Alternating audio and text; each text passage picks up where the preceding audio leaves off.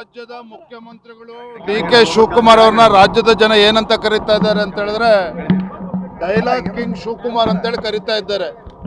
ಈ ರೀತಿ ಡೈಲಾಗ್ಗಳನ್ನ ಹೊಡೆದನ್ನ ಬಿಟ್ಟು ರೈತರ ಏನು ಅಹವಾಲಿದೆ ಅದನ್ನು ಸ್ವೀಕಾರ ಮಾಡಿ ರೈತರ ಅಪೇಕ್ಷೆ ತಕ್ಕಂತೆ ಸ್ಪಂದನೆ ಮಾಡುವಂಥ ಕರ್ತವ್ಯ ಮಾನ್ಯ ಮುಖ್ಯಮಂತ್ರಿಗಳ ಮೇಲಿದೆ. ಬಿಡದಿ ವಿಚಾರದಲ್ಲಿ ಯಾರೇ ಹೋದ್ರೂ ಕೂಡ ಕಣ್ಣಾರೆ ಗೊತ್ತಾಗ್ತದೆ. ಅಂತ ಫಲವತ್ತಾಗಿರ್ತಕ್ಕಂಥ ಜಮೀನು ಕೃಷಿ ಚಟುವಟಿಕೆಗಳಿಗೆ ಯೋಗ್ಯವಾಗಿರ್ತಕ್ಕಂಥ ಜಮೀನನ್ನು ಕಿತ್ಕೊಳ್ಳೋಕೆ ಕೊಟ್ಟಿದ್ದಾರಲ್ಲ ಮಾನ್ಯ ಮುಖ್ಯಮಂತ್ರಿಗಳೇ, ಆ ಭಗವಂತ ನಿಮ್ಮನ್ನು ಕ್ಷಮಿಸೋದಕ್ಕೆ ಸಾಧ್ಯ ಇಲ್ಲ. ನೆನ್ನೆ ಏನು ಹೇಳಿದಿರಿ, ಯಾವ ರೈತರಿಂದನೂ ಕೂಡ ನಾವು ಒತ್ತಾಯಪೂರ್ವಕವಾಗಿ ಜಮೀನನ್ನು ತೆಗೆದುಕೊಳ್ಳಲ್ಲ ಅನ್ನೋ ಮಾತನ್ನು ಹೇಳಿದಿರಿ.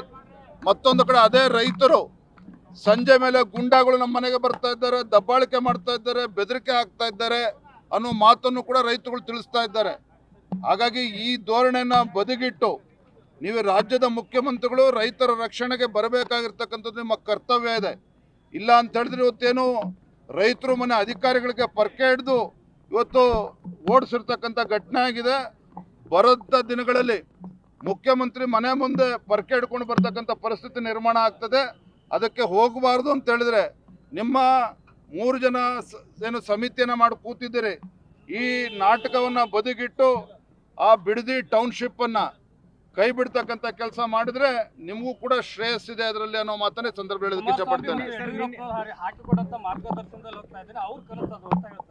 ರೈತರು ಬೀದಿಗಿಳಿದಿರುವಂಥದ್ದು ಕಳೆದ 300, 400, 500 ದಿನಗಳಿಂದ ಪ್ರತಿಭಟನೆ ಮಾಡ್ತಾ ಇದ್ದಾರೆ.